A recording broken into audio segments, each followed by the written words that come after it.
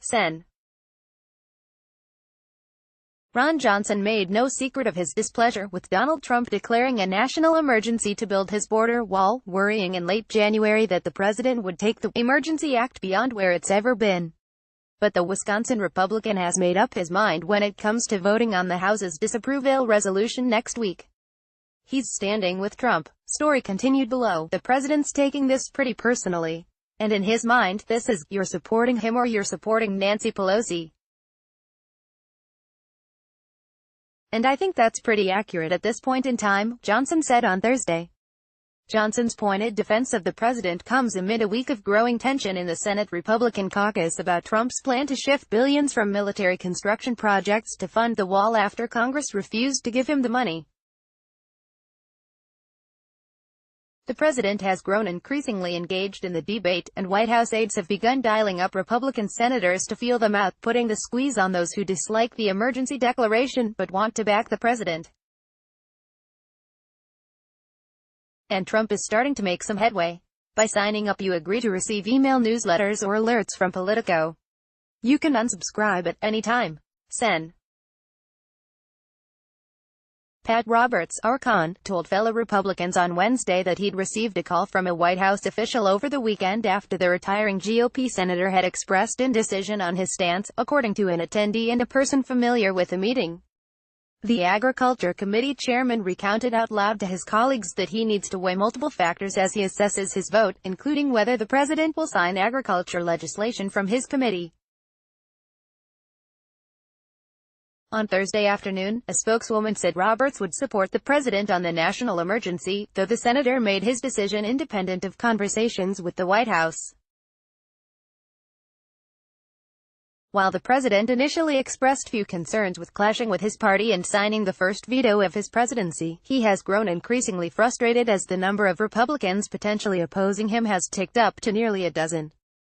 He's spoken to Senate Majority Leader Mitch McConnell, our Kentucky, about the upcoming vote, and senators acknowledge there's been an increase in interest from Trump as the number of potential defections has grown.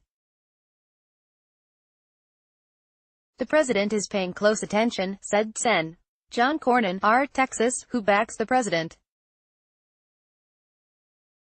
He wants Republicans to support his position, and clearly some Republicans have some problems with it. They're looking at it closely, said Sen. Steve Daines, Vermont, who voiced his support for Trump's position during a party lunch with the vice president last week. My colleagues are sincerely weighing this vote, and I respect that. But I know the White House is reaching out to know where the senators are at.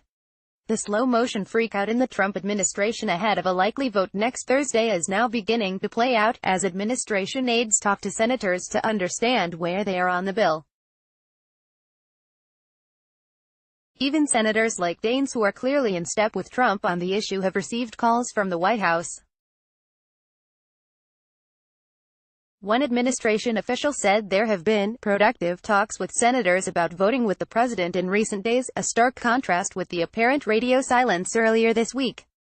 Trump officials have argued that the emergency money is important because it won't expire at the end of the year like typical appropriations, and that they will somehow backfill any affected military projects with new money. Yet the administration is fumbling on some basic demands from senators, particularly those who want a detailed readout of which projects would be affected by the national emergency. The Defense Department has not yet produced that list, which is making undecided senators nervous about sticking with the president. It's raised the prospect of what some Republicans are calling a jailbreak, with undecided senators breaking with Trump en masse.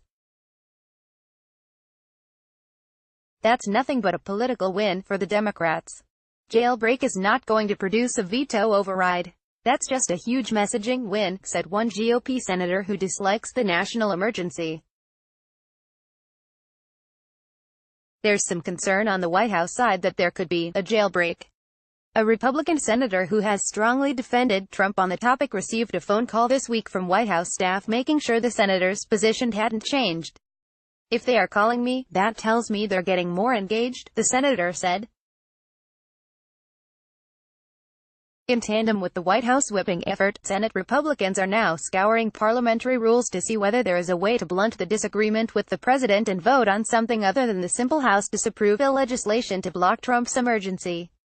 Johnson is supporting draft legislation with Sen.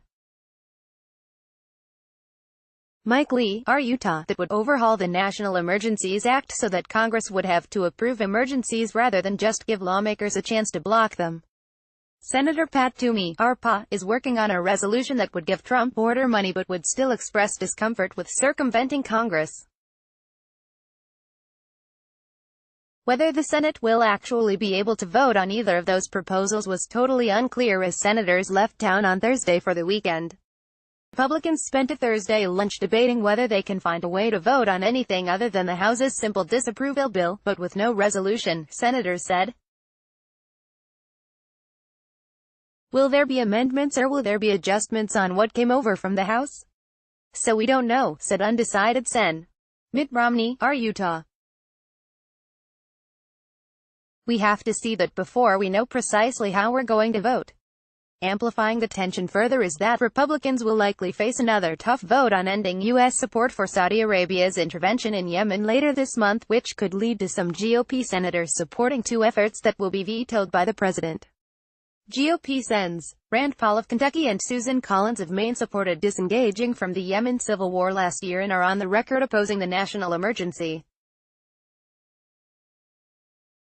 Fellow Yemen war skeptics Lee, Jerry Moran, R. Khan, and Todd Young, R. Ind, are also considering voting to block Trump's emergency declaration. Amid the rising intra-party tension, some Republicans are eager to play down conflict with the president, even as Trump himself casts the upcoming vote as a critical one and urges Republicans to stay united. This is not a rebellion, insisted Sen.